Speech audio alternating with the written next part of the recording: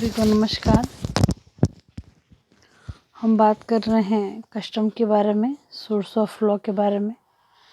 इससे जो पहले वाले वीडियो में हमने इसकी हिस्ट्री पढ़ी थी, वह वीडियो को टेक्निकल प्रॉब्लम के कारण ऑफ हो गया है, उससे आगे हम बात करेंगे।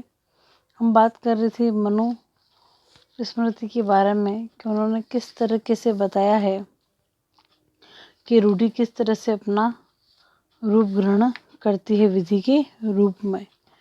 कि सबसे पहले जो भी संत हुए हैं, ऋषि मुनि हुए हैं, उनके उद्गारों से, पीढ़ी दर पीढ़ी से, उनके वाणियों से, साधु संतों की स्मरणातीत काल समाज में प्रचलित प्रथाएं या परंपराएं हैं, या ऐसे व्यवहार या आचरण जो सार्वजनिक दृष्टि से उचित, साम्यक, सदाचार युक्त उनका अनुसरण करते हैं। तो मनुस्मृति में भी उल्लेख है कि परंपरा यदि नैतिकता में और विधिक मापदंड के आधार पर उचित मानी जाती है तो कालांतर में वह रूढ़ि का रूप ग्रहण कर लेती है, और रूढ़ि धीरे धीरे चिरकाल तक चलती रहती है तो वह विधि का रूप धारण कर लेती है। तो सामान्य हम बात करेंगे अब कि विधि के स्रोत का सामान्य अर्थ विधि के उद्गम से लगाया जाता है। डेल वी के जो जुरिस्ट है उनकी बात करें, वह क्या मानते हैं। उन्होंने कहा है कि विधि के स्रोत का मूल आधार मानव के स्वभाव में ही अंतर्निहित है। मानव के स्वभाव से क्या होती है, रूढ़ि उत्पन्न होती है। सामान्य विधि की निम्न सोर्स बताए हैं, हमने पढ़ा था इससे पहले भी। औपचारिक सोर्स जो ऐसे सोर्स जिनसे विधि अपनी शक्ति या वैधता प्राप्त करती है। तात्विक सोर्स यानी कि जिसे मटेरियल प्राप्त होता है, इसको डिफाइन किया गया था। ऐतिहासिक सोर्स में, वैधानिक सोर्स में, उसके अलावा विधान है, पूर्ण है, रूढ़िगत विधि और अभिसाम्यात्मक विधि है। इस प्रकार विधि के सोर्स से तात्पर्य उन साधनों से जिनसे विधि की विषय वस्तु, उसका सब्जेक्ट मैटर प्राप्त होता है। अब हम बात कर रहे हैं रूढ़ि विधि के सोर्स के रूप में। हमने पहले भी कहा था कि यदि हमें ये पूछा जाए कि रूढ़ि क्या है सामान्य भाषा में, तो हम क्या कहेंगे, समान परिस्थितियों में मानव आचरण की एक रूपता को ही रूढ़ि कहते हैं। अब जो अलग अलग जो भी है जुरिस्ट है, उन्होंने अपनी अलग अलग परिभाषाएं दी है। हरप्रसाद वर्सेस विश्वविद्यालय की हम बात करें तो उन्होंने कहा है कि प्रथा लोगों के व्यवहार की गोतक है। प्रिव्यू काउंसिल की जुडिशियल कमेटी ने बताया कि प्रथा को परिवार या क्षेत्र विशेष में लंबी परंपरा से शक्ति प्राप्त नियम बताया गया है। हॉल्सबरी लॉज ऑफ इंग्लैंड की हम बात करें तो वह क्या कह रहे हैं कि समान परिस्थितियों में मनुष्य के आचरण की एक रूपता तो उसका बाध्यकारी अनुसूलन, यानी कि एक तो वो एक जैसा व्यवहार कर रहे हैं और बाउंडिंग भी है सबके लिए, जो उसके परस्पर व्यवहार को नियंत्रित करता है, वह क्या कहलाता है, प्रथा कहलाता है। अब कह रहे हैं सामंड ने अपनी क्या डेफिनेशन बताई इसके बारे में। तो सामंड कह रहा है कि रूढ़ि क्या है, सिद्धांतों की अभिव्यक्ति है जिन्होंने दो ऑब्जेक्ट किए हैं। कौन सा, पहला न्याय और दूसरा लोकोपयोगिता के सिद्धांतों के रूप में क्या कर लिया है, राष्ट्रीय चेतना के अंतर्गत स्वीकार कर लिया गया है, तो वह रूढ़ि कहलाती है। क्या हो गया, सिद्धांतों की अभिव्यक्ति है, ऑब्जेक्ट कौन से हैं, दो, न्याय और लोकोपयोगिता के रूप में राष्ट्रीय चेतना में स्वीकार कर लिया गया है। प्रोफेसर एम कार्टर की बात कहते हैं तो उन्होंने बहुत ही अच्छी और एक सिंपल डिफाइन किया है रूढ़ि को कि समान परिस्थितियों में समस्त व्यक्तियों के कार्यों की एकरूपता को रूढ़ि कहते हैं। एलन की हम बात करें तो एलन कहते हैं कि यदि विधिक और सामाजिक यानी लीगल और सोशल एस्पेक्ट के विषय में रूढ़ि का उद्भव कैसे हुआ है, तो अंश तर्क और आवश्यकता पर और अंश अंतर्विश्वास और अनुकरण की शक्तियों के द्वारा होता है। यानी कि उसमें तर्क भी है, विश्वास भी है और अनुकरण भी है। सब तिथियों क्या है, उनके माध्यम से उसका विकास हुआ है। अब बात करें आस्टीन की। आस्टीन वैसे तो हम बात करें तो रूढ़ि को नहीं मानते हैं, लेकिन आस्टीन क्या मानते हैं कि रूढ़ि जो है शासित वर्ग के जो भी है वर्ग समाज है, वह उसकी अनुपालना स्वेच्छा से करता है, न कि प्रभुता संपन्न के आदेश के द्वारा। वह उनको एक हिस्टोरिकल जो सोर्स है उसके अंतर्गत मानते हैं रूढ़ि को, कि रूढ़ि आचरण का वह नियम है जिसका अनुपालन शासित वर्ग द्वारा इसलिए नहीं किया जाता है क्योंकि वह किसी राजनीतिक प्रभुता संपन्न द्वारा स्थापित विधि है, वरन इसलिए किया जाता है कि वह अपनी स्वेच्छा से उसका अनुकरण करता है। तो अलग अलग जो डेफिनेशन है सब ने इसकी दी है। यदि हम पॉलक की बात करें तो फ्रेडरिक पॉलक ने बताया है कि इंग्लैंड का जो कॉमन लॉ है उसको भी क्या किया है, रूढ़िजन ने उसने विधि है वो निरूपित किया है। तो सबकी क्या है, अलग अलग डेफिनेशन है सबने अपने अलग अलग सिद्धांत प्रतिपादित किए हैं। यदि हम हिंदू लॉ और मोमडन लॉ की बात करें तो हिंदू लॉ में बात कर रखे हैं नारद, तो हिंदू लॉ में काफ़ी जो प्रथाएं हैं उनको माना गया है और उनको रूप भी प्रदान किया गया। जैसे कि हिंदू लॉ की हम बात करें, टीपी एक्ट की हम बात करें, लेकिन यदि मुस्लिम लॉ की हम बात करें तो उसमें बहुत ही कम नियम है जो रूढ़ी हैं, जो प्रथागत नियम है जो आगे आए हैं।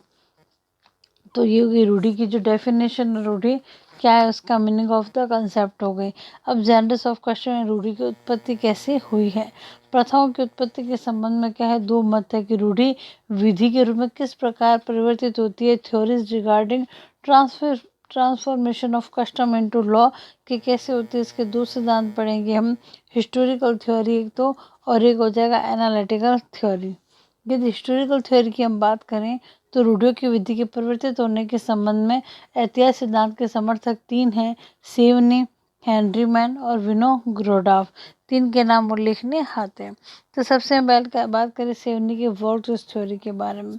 विधि शास्त्र की ऐतिहासिक शाखा के जो प्रणेता है सेवनी, उनके अनुसार रूढ़ियों का जो दो लोगों के अंतर चेतना से होता है, वॉल्ट्ज थ्योरी से होता है। क्योंकि रूढ़ियाँ क्या होती है, अंतर चेतना की अभिव्यक्ति का प्रतीक है और ऐसी अंतर चेतना रूढ़ी प्रथा के रूप में अभिव्यक्त होती है। रूढ़ी प्रथा का सोर्स क्या है, जन सामान्य है। जन सामान्य के बिना रूढ़ी नहीं आ सकती है। लेकिन एलन ने भी इसकी आलोचना की है कि काफ़ी ऐसे जो विचार होते हैं जो समाज की इच्छा के विरुद्ध उस पर थोपे जाते हैं। फिर बात आ रही है सेकेंडली जो है थ्योरी की, हेनरी मैन के अनुसार। जो सर हेनरी मैन क्या कहते हैं, हेनरी मैन क्या कह रहे हैं कि रूढ़ियों की उत्पत्ति और उनकी विधि में परिवर्तन पर कहते हैं हेनरी मैन कि रूढ़िया प्रथा एक ऐसी धारणा है जो थिमिस्ट के बाद अस्तित्व में आई। वह सबसे पहले क्या मानते हैं कि पहले न्याय की देवी आई, न्याय की देवी के बाद में क्या रूढ़िया प्रथा ने अपना रूप धारण किया है, ग्रहण किया है। इनका मत ये है कि पहले थिमिस्ट आई। थिमिस्ट का मतलब क्या हो गया कि पहले ऐसे निर्णयों से था जो न्यायाधीश द्वारा न्याय देवता की प्रेरणा से दिए जाते थे। रोमवासियों की धारणा थी कि शासक किसी को दंडित किए जाने का निर्णय देता है तो वो न्याय देवी की इच्छा मात्र से ऐसा करता है। ठीक है, इसका जो खंडन है, विचार का खंडन विनोग्रोडोव ने भी किया है और आलोचना इनकी भी होती रही है। फिर हम बात करते हैं एनालिटिकल थ्योरी के बारे में। इसके जो समर्थक है वो ऑस्टिन है, जिन्होंने रूढ़ी की विधि का ऐतिहासिक सोर्स माना है कि रूढ़ी गणराज्य द्वारा मान्यता प्राप्त होने पर ही रूढ़ी का रूप ग्रहण करती है, अन्यथा नहीं करती है। कि रूढ़ी के राज्य द्वारा मान्यता प्राप्त होगी तो ये विधि का रूप ग्रहण करेगी, अन्यथा नहीं करेगी।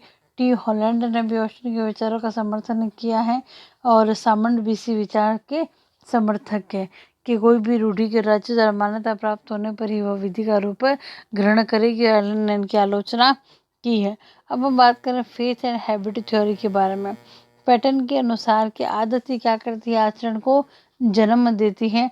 पहले किसी क्रिया की आदत डाली जाती है, जब आदत वास्तविक मंत्र संबंध स्थापित हो जाता है तो पुनरावृत्ति कारण क्या हो जाती है। हम क्या करते हैं, कोई भी एक नियम एक व्यक्ति करा फिर उसको अनुकरण किया जाता है। रूढ़ी का जो मेन मोटिव क्या, अनुकरण की जो प्रवृत्ति है चलती रहती है, तब वो क्या बन जाती है, एक रूढ़ी बन जाती है।